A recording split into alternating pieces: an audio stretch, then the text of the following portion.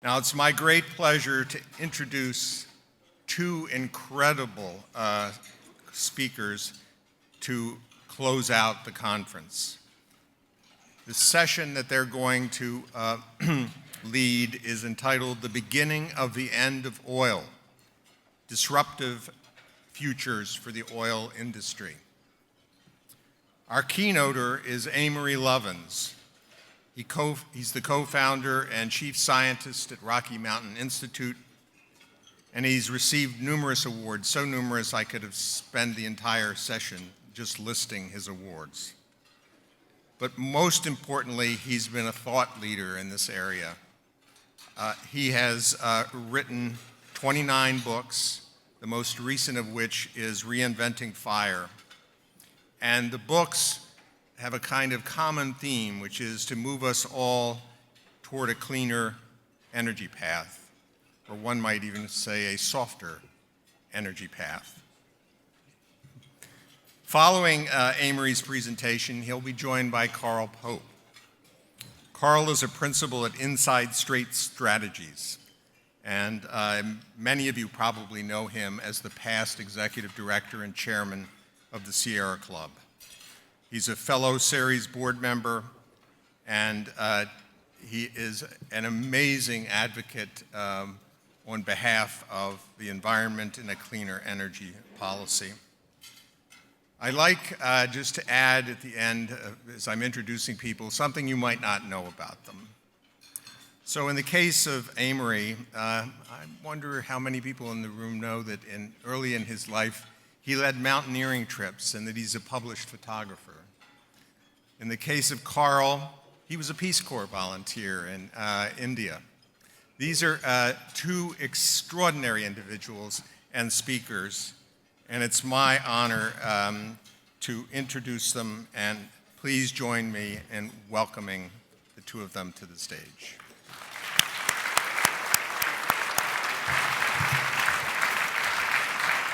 Thank you.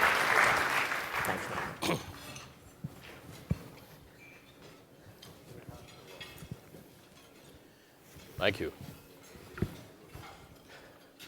Energy is America's third largest industry. Let me tell you a story about how in a single century, America's fifth largest industry. May I have the slides, please? May I have the slides, please? Thank you. How America's fifth largest industry in one century, that was whaling, grew to world dominance and suddenly disappeared. In the mid-19th century, lamps burning oil from whales lit most homes. Strong demand and global hunting made whales shy and scarce as the production of whale and sperm oil grew, and the costs rose as the fleets got bigger but less productive, so the prices got volatile and shot past those of coal oil. So then lamp conversion kits emerged. Michael Dietz's clean burning model paid back in months and flipped the market in 3 years. So in the 9 years before Drake struck oil in Pennsylvania, rock oil, petroleum, the whale oil lost over 5/6 of its lighting market, and the whalers were astounded to run out of customers before they ran out of whales. Soon they were begging for federal subsidies on national security grounds. The remnant whale populations were saved by technological innovators and profit-maximizing capitalists until those same forces of industrialization killed even more whales in the 20th century.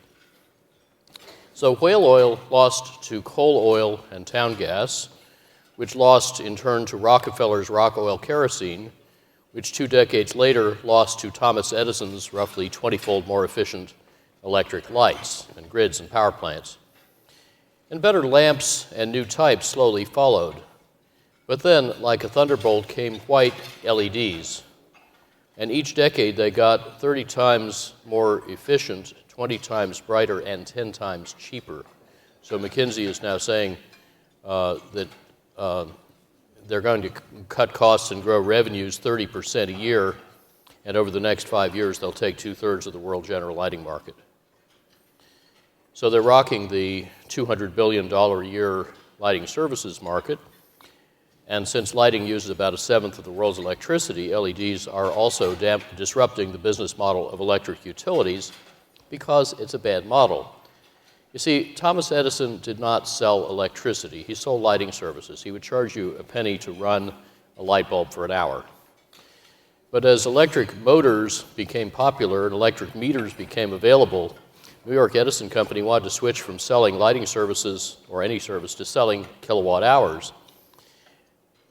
Thomas Edison probably didn't foresee that his lamps would ultimately get so antique they would be outlawed as too inefficient, but he did know lamps would become a lot more efficient. So to capture that benefit himself, he wanted to keep on selling lighting services, not kilowatt hours. He was overruled in 1892, and utilities have been making the same mistake ever since.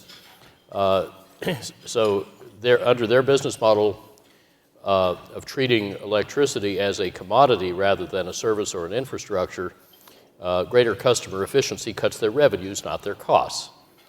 Well, the oil and gas industries, too, grew up selling molecules, not the energy services that you want from those molecules, like mobility and hot showers and cold beer.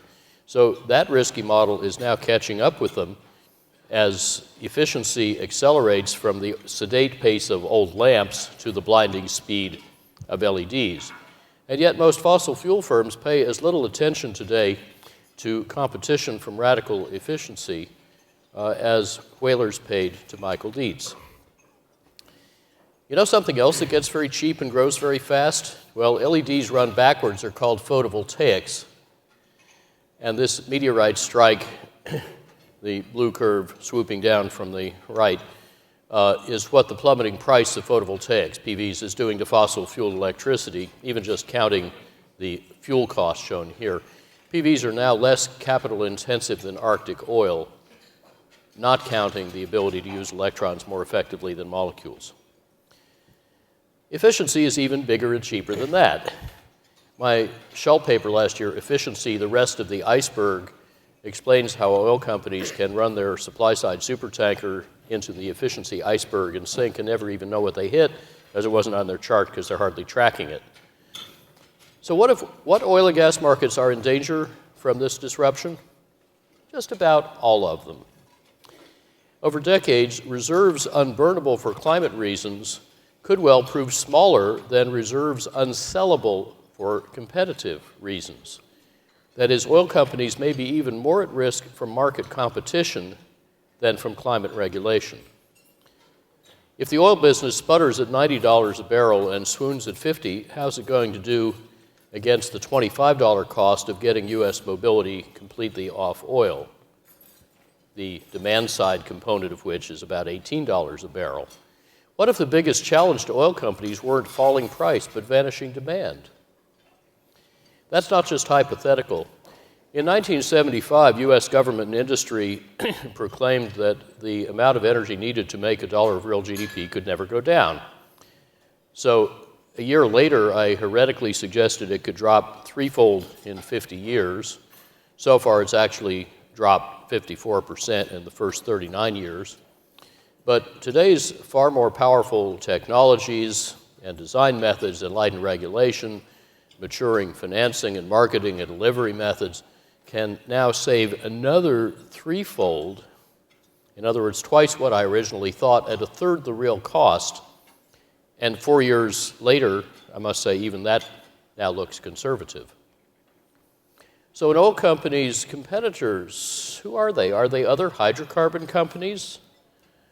Or are they people like these whose innovations can be to the oil business as Dietz's lantern was to whalers? Some of their innovations are technologies, but most of them are more disruptive than that. New business models, new financial models, breakthrough design methods, all stirred vigorously with IT. These new vectors of transformation all reinforce and speed each other. They don't add, they multiply or exponentiate in a fertile mix with crowdfunding, crowdsourcing, innovative public policies, new development patterns, shifting tastes and values, and Silicon Valley culture. 7 billion people 7 billion largely linked minds can scale global changes non-linearly, especially when technology becomes vernacular and people get hooked up. 6 billion people now have cell phones. That's a third more than have access to a 3,000-year-old technology called toilets, because toilets take slow public investment in infrastructure, but anybody can go get a cell phone, and often it's free. So the disruptions I'll describe today are not those on the world oil market so far, whose last 45 years' history is summarized here. And I plotted the real price of oil on the vertical axis and world demand for oil on the horizontal axis, and the history unfolds from left to right, shifting not smoothly, but like a wild roller coaster ride with repeated loop-the-loops. This is what commodities do. When the price rises enough, demand falls. I can't project very well from here with the laser, but you can see that the graph moves back to the left, the price crashes, and the commodity cycle then repeats itself. Oil savings so far have been big but gradual, achieved by incremental technologies moving at the pace of big, slow industries in old, stodgy markets. But what if shifts as stunningly fast and game-changing as LEDs in lighting moved future oil demand dramatically back down towards the left? So let's spend a little while looking at that possibility. And to see how, let's start with technology. In automobiles, the biggest oil user, weight causes 2/3 of the energy needed to move a typical car, and removing weight leverages 7 times more fuel saving at the tank, because you don't need to waste 6 units of energy getting the energy to the wheels. So 15 years ago, we designed a half the normal weight carbon fiber hybrid SUV, 4 to 6 times more efficient with a couple of years payback. 8 years ago, Toyota showed such a car that has the interior volume of a Prius, but half the fuel use and 1/3 the weight. The whole car weighs 420 kilograms. Now, 1 and 2 liter equivalent per 100 kilometer, that is roughly 120 to 240 miles per gallon, carbon fiber electric cars are on the market from Volkswagen and from BMW, which confirmed that the carbon fiber is paid for by needing fewer batteries. Our even faster and cheaper manufacturing technology that made this carbon cap 8 years ago in 1 minute, and you can tell from the sound it's extraordinarily strong and stiff and tougher than titanium. That process could now make complex 2x2 meter parts in 1 minute, and it's in the global supply chain. Making all U.S. autos this way could save about 15 million barrels a day. Think of that as half an OPEC or 1.5 Saudis, by drilling in a very prospective play called the Detroit Formation. The cost of those nega barrels is $18 per saved barrel and falling, and that buys the electrification. The ultralighting is approximately free because it's paid for by radically simpler automaking with 80% less capital and by a 2/3 smaller propulsion system. Ultralight electric vehicles can spread and their prices can drop even faster with a temporary fee-bait. That means rebates for efficient new cars paid for by fees on inefficient ones. The biggest of 6 national fee-bait programs in France tripled in its first 2 years the speed of improving auto efficiency, and the strongest fee-bait in Norway has now raised the market share of electric vehicles to 12.5% last year, which is 10 times the US level. The same physics and the same business logic also apply to big vehicles. Walmart's heavy truck fleet has halved its fuel intensity in the past decade. That includes smarter logistics, but just current technology can profitably triple the efficiency of heavy trucks. And that plus the triple to quintuple efficiency airplanes designed at Boeing and NASA and MIT can transfer $0.9 trillion net present value from oil companies' top line to Americans' pockets.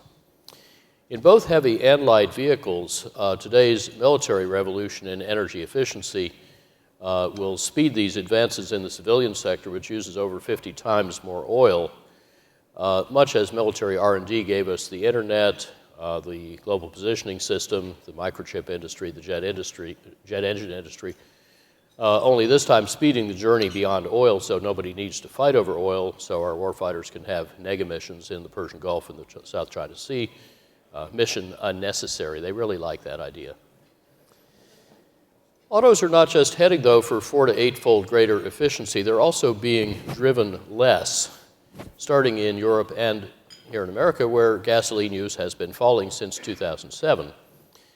Generations X and Y tend not even to want to own a car because it's cheaper and easier not to. A young Londoner or Shanghainese on an evening out can combine many different modes because we now have smartphone apps that bridge the once awkward route gaps by summoning ubiquitous transport services on demand. One San Franciscan saved $11,000 a year by replacing her car with Uber, Lyft, public transit, walking, biking, and a smartphone app called Getaround, which lets you rent your neighbor's car when it's unneeded and parked, as it is about 95% of the time. Seamlessly linking access options with needs makes you confident you won't need a car, but when you do, you don't have to own it. In China, renting a Kandi electric vehicle from this giant vending machine costs about $3 an hour. Also, renting out shared cars when you need them can boost their utilization from about 5% by about tenfold, and then nearly redouble it with partly or fully autonomous vehicles like this Mercedes-Benz concept car. Google plans to release self-driving cars in the next 3 years. The biggest U.S. company, Apple, is developing them too. They're already legal in 4 states. They are the theme of next year's European Union presidency by the Netherlands.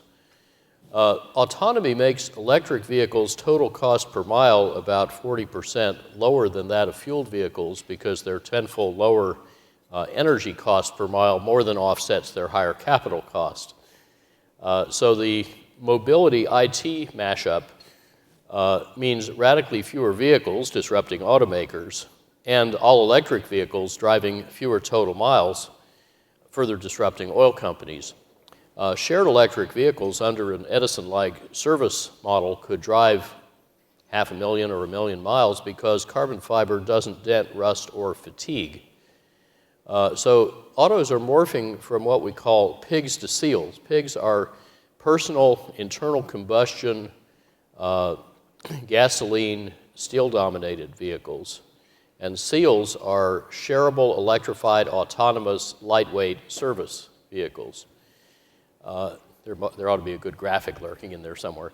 And the business and marketing case for the seals is really strong, and they will further speed the day when cars use no oil. There's another game changer that can design out most automobility in global growth markets, and that's urban design. Nearly half of the world's new cars are sold in China, and were, say, in 2010, when only 5% of people there own cars, and yet this 100-kilometer traffic jam took 12 days to unsnarl. Building roads causes traffic, so politicians are figuring this out and changing the rules. In Tokyo, you can't buy a car without owning a place to park it. Denmark taxes new cars at 180%, plus 95% duty if they weigh over 2 tons, plus an annual tax on inefficiency. A license plate in Shanghai can cost more than the small car you put it on. Smoggy Beijing registers electric cars instantly for free, but if you want a new fueled car, you have about a 1% chance in the lottery to be allowed to buy a registration. Cars are being phased out in central Copenhagen over the next decade, in Helsinki. Singapore and Oslo inspired London's 25-pound a day fee to drive your car downtown, and that shifted peak period commuting to 85% public transit, cutting congestion 30%. Some Chinese cities that discouraged bikes are now building safe bike lanes. 50 Chinese cities now do bike sharing. China has already over 200 million electric vehicles with 2 wheels, many of them replacing motorcycles and maybe a fifth of them replacing cars. Speaking of which, China has 3,000 kilometers of bus rapid transit, BRT, which may quintuple in the next 5 years. That's a low-tech, high-design, retrofittable innovation that transformed this Hangzhou street on the left into the street on the right, carrying 800,000 riders a day. Over 30 million commuters use BRT every day now in nearly 200 cities worldwide, and it can achieve subway route density at about 5% the cost of a subway. In Curitiba, which had Brazil's second highest car ownership, Jaime Lerner, the architect mayor who invented BRT as a cheaper, faster, better alternative, achieved Brazil's lowest car drivership and cleanest urban air. Now BRT and other non-car modes are reshaping the America's worth of new cities that China plans for the next 15 years. The architect Peter Calthorpe is helping design, for example, Chang'an, around 1.5 million pairs of feet, not cars, and driving will fall by 2/3. So both integrating and distributing where people live, work, shop, and play means that they don't have to travel far nor by car. So each 13-lane super boulevard is replaced by a pair of one-lane, one-way streets. Between those pairs, a car-free BRT street, and between those, bicycle and pedestrian streets. So the shift from a superblock arterial vehicle network to a capillary web builds a human ecology with vibrant commerce, rich social interaction, a third less concrete, equal or better throughput, cleaner air, and happier citizens. The 53 cities already adopting this design will use little oil, and I'm sure they will have followers. Even in the car-dominated United States, such new urbanist smart growth, plus mobility IT integration, and charging real-time driving costs per mile, not per gallon, can provide the same or better access with 46 to 84% less driving at lower costs and with higher developer profits. So even in the US, where our cities are already designed around cars, not people, and without the pigs to seals transition or other latest innovations, we can get greatly enhanced mobility. Notice the subtitle with the numbers up there. Let's see, it says 90% more automobility, 118% more trucking, 61% more flying in 2050. And we can phase out oil at the same time. To do that, we first get efficient by technologies included in or omitted from the official forecast, plus more productive use of vehicles. And then we can switch fuels. The super efficient autos can use any mixture of hydrogen fuel cells, electricity, and advanced biofuels. The heavy trucks and airplanes can realistically use advanced biofuels or hydrogen, or the heavy trucks could even use natural gas, but no vehicles will need oil. And any biofuels needed, at most 3 million barrels a day, can be made 2/3 from waste and without harming soil or climate, and without needing any cropland. Even 5 years ago, some mainstream analysts were starting to see peak oil, not in supply but in demand, because like whale oil in the 1850s, oil is becoming uncompetitive even at low prices before it becomes unavailable even at high prices. But efficiency doesn't save only oil. It also changes the game in electricity, which of course is important for gas. Now, remember how lightweighting autos shrinks their powertrain, helping enable and pay for an advanced electric powertrain? Well, you can do the same integrative design trick in buildings and factories, radically reducing electric and gas demand so renewables can more readily take over the rest.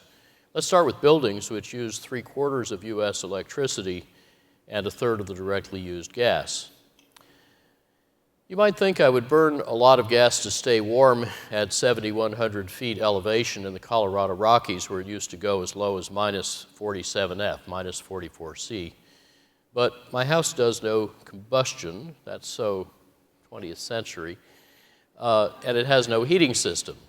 Super insulation, ventilation, heat recovery, and super windows made in Palo Alto that insulate like 16 sheets of glass but look like 2 and cost less than 3, make it 99% passive solar heated.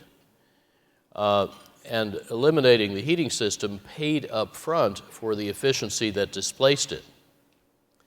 So the central atrium, seen here in a February snowstorm, has now produced 58 passive solar banana crops near Aspen with no furnace. And without needing to look like this, my house helped inspire over 30,000 European passive buildings that have no heating and roughly normal construction costs, just like ours. By 2020, all new European buildings must use nearly zero energy, and this works from Old Snowmass, Colorado to Bangkok. But wherever you live, integrative design gives multiple benefits from single expenditures. So the white arch in the middle of the upper center picture actually has 12 different functions, but I only pay for it once.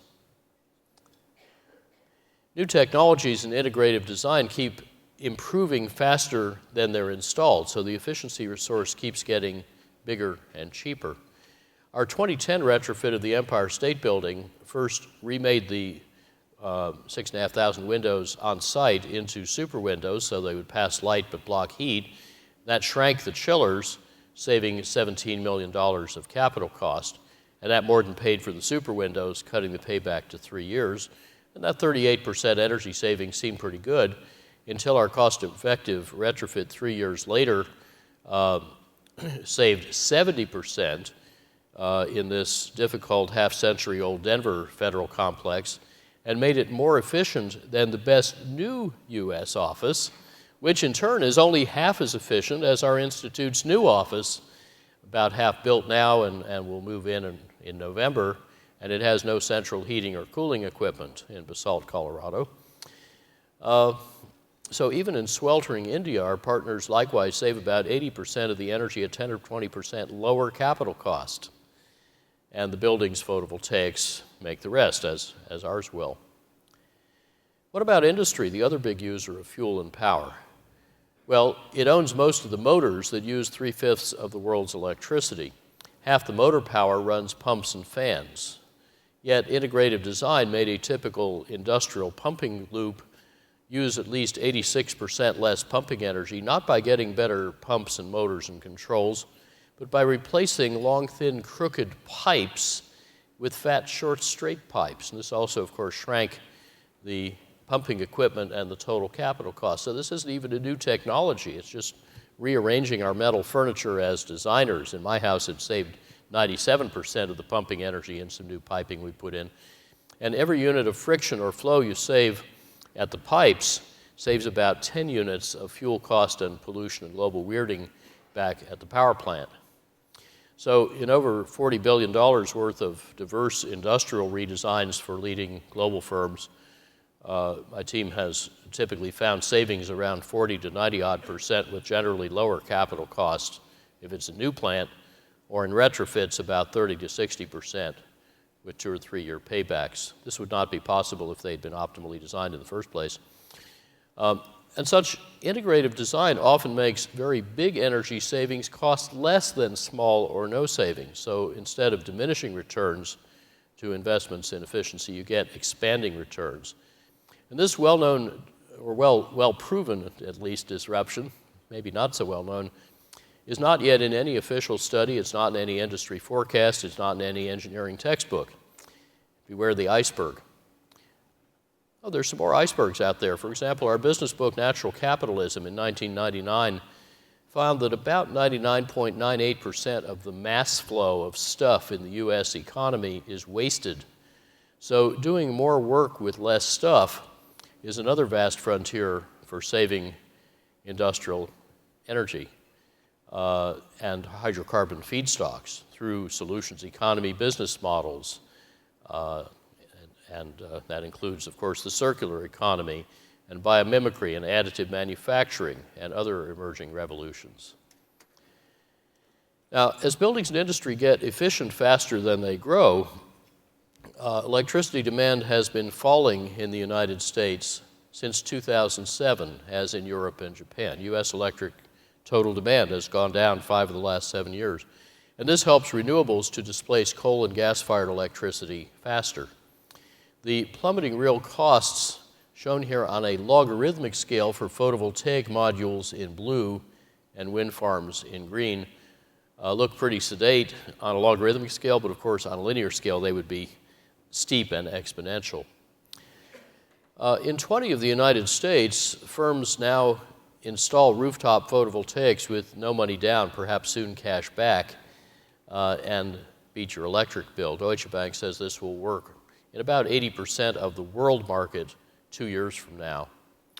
Bypassing power companies the way cell phones bypassed wireline phone companies gives electricity executives nightmares and venture capitalists sweet dreams.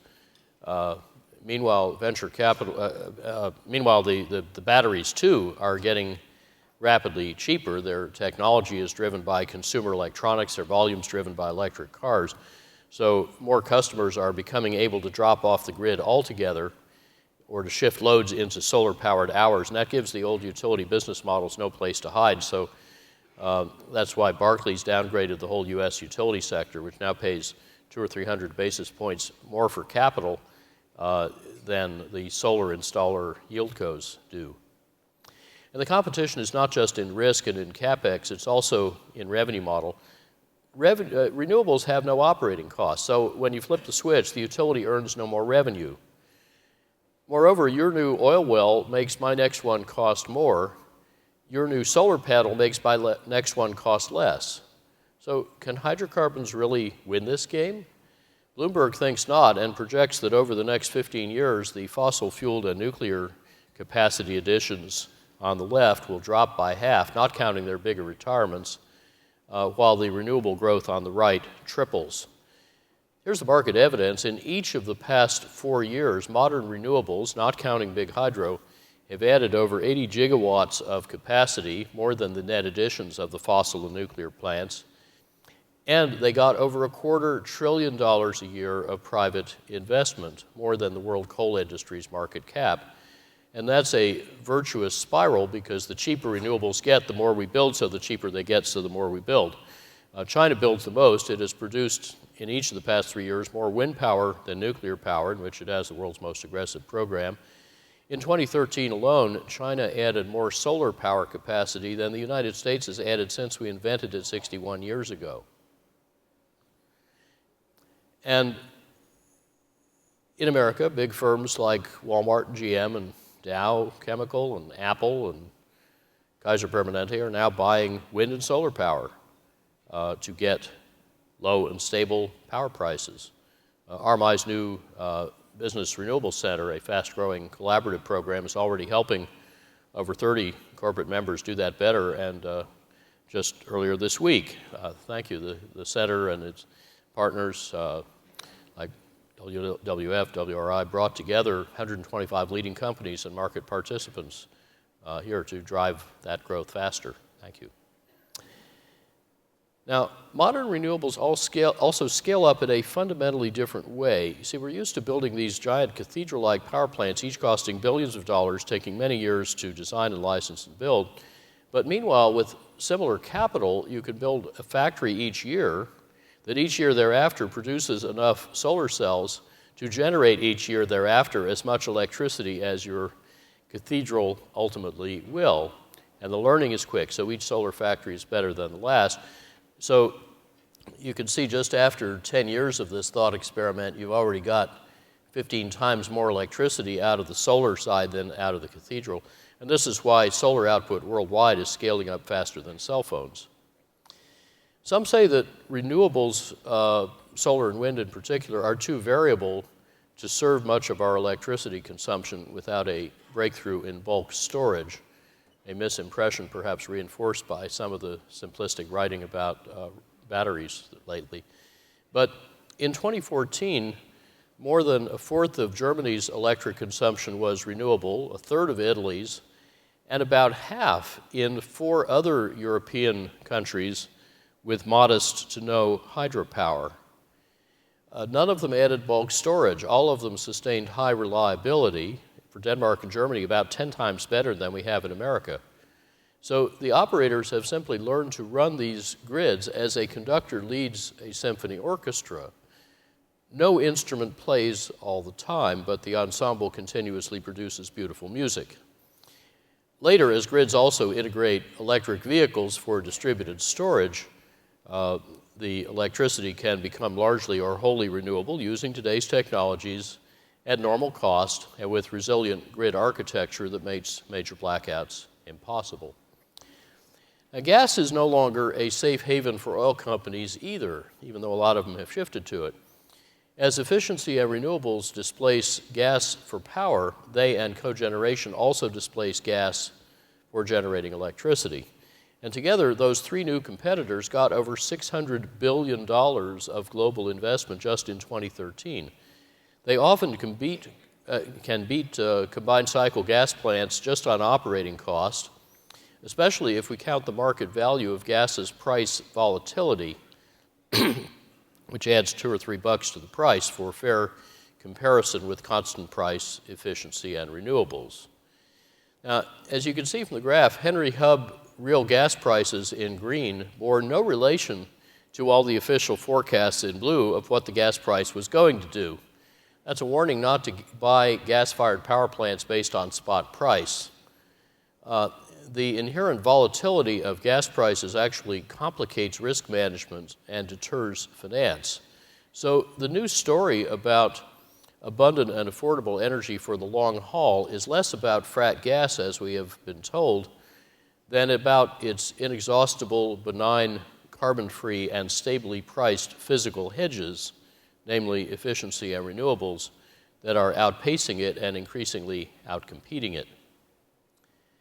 Now, to see how all the moving parts can fit together, 60 colleagues and I rigorously synthesized U.S. energy options with much help from industry, and found that for a cost $5 trillion less in net present value than business as usual, assuming that carbon and all other externalities are worth zero, the U.S. could support a 2.6 times bigger economy in 2050 using no oil or coal or nuclear energy and a third less natural gas, emitting 82 to 86% less fossil carbon.